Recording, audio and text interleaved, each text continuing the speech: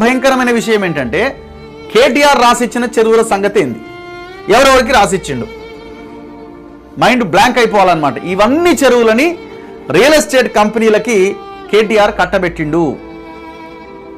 ఈ చెరువుల సుందరీకరణ పేరుతో సిఎస్ఆర్ ఫండ్ కింద డెవలప్ చేయమని ఈ చెరువులని ఆయా కన్స్ట్రక్షన్ కంపెనీలకు కట్టబెట్టిండు. ఎంత భయంకరమైన విషయం అండి ఇది. చూడండి ఒక్కసారి, మైసమ్మ చెరువులు మూసాపేటలో వాసవి హోమ్స్కు రాసిచ్చిండు, వాసవి విజయ్ కుమార్కు. ఈయన చూసినాం కదా, బాచుపల్లి కోమటికుంట, ఈడ మైసమ్మ చెరువు మూసాపేట్. 100 ఎకరాలు ఉండాల్సిన చెరువు ఇవాళ 7-8 ఎకరాలకు పరిమితమైంది. మెడ్లకుంట, గోపనపల్లి ప్రాంతంలో ఉన్న మెడ్లకుంట చెరువు వర్టెక్స్ వెగా డెవలపర్స్ కి కట్టబెట్టిండు. ఈ వర్టెక్స్ అనే కంపెనీది కూడా ఇదే దందా. పెద్ద చెరువు రాజేంద్ర నగర్ ప్రాంతంలో ఉన్న పెద్ద చెరువు వైష్ణవి డెవలపర్స్ కి ఇచ్చిండు, సిఎస్ఆర్ కింద డెవలప్ చేయమని. గోపనపల్లిలో ఉన్న చిన్న పెద్ద చెరువు హానర్ ఎస్టేట్స్ కి ఇచ్చిండు. హైదర్ నగర్ లో ఉన్న ఎల్లమ్మ చెరువుని భవ్య కన్స్ట్రక్షన్ కి ఇచ్చిండు. కాజాగూడలో ఉన్న మణికొండ చెరువును నిహారిక ప్రాజెక్ట్స్ కి ఇచ్చిండు. చేరిలింగంపల్లిలో ఉన్న గోపి చెరువును అరబిందో రియాలిటీకి ఇచ్చిండు. నానక్రామ్గూడలో ఉన్న భగీరథమ్మ చెరువుని మీనాక్షి ఇన్ఫ్రాకి ఇచ్చిండు. అన్ని బ్లూ షీట్లు పెట్టాలి, కబ్జాలు చేయాలి, టవర్లు కట్టాలి, అమ్ముకోవాలి. చేరిలింగంపల్లి గోపి చెరువుని అరబిందో రియాలిటీకి ఇచ్చిండు. నానక్రామ్గూడ భగీరథమ్మ చెరువుని మీనాక్షి ఇన్ఫ్రాకి ఇచ్చిండు. పటాన్ చెరువు సఖీ చెరువుని, సాకి చెరువు అంటారు దీన్ని, ఇన్కార్ ఇన్ఫ్రాకి ఇచ్చిండు.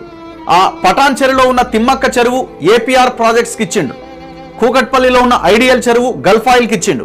మదీనాగూడలో ఉన్న రామసముద్రం చెరువును వర్టెక్స్ హోమ్స్ కి ఇచ్చిండు. అంతే, ఈడ వర్టెక్సే కబ్జానే. కూకట్పల్లిలో ఉన్న కూకట్పల్లి లేక్ నయన్ కన్స్ట్రక్షన్స్ కి ఇచ్చిండు. మన్సూరాబాద్ లో ఉన్న పెద్ద చెరువు లేక్ ని గ్రీన్ స్లీవ్స్ ఇన్ఫ్రాకి ఇచ్చిండు.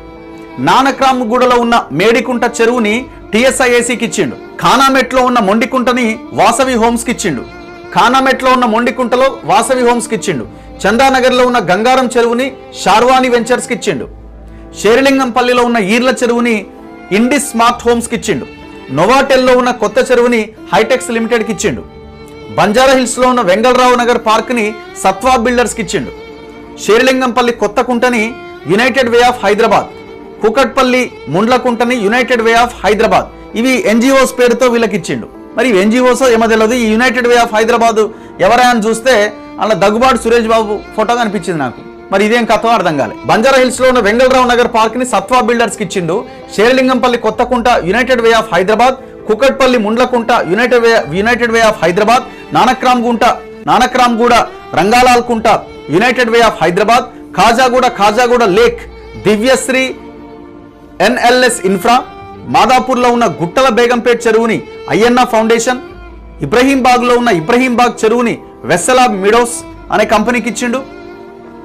అమీన్పూర్లో ఉన్న అమీన్పూర్ లేక్ ని, ఇది బయోడైవర్సిటీ లేక్, ఇది బయోడైవర్సిటీ జీవ వైవిధ్య చెరువుగా భారత ప్రభుత్వం గుర్తించింది లేక్ని. ఆ లేక్ని అర్బన్ రైజ్ డెవలపర్స్ కి ఇచ్చిండు. వాడేం చేసిండు, నాలాను మొత్తం డైవర్ట్ చేసి బిల్డింగ్లు కట్టేసిండు.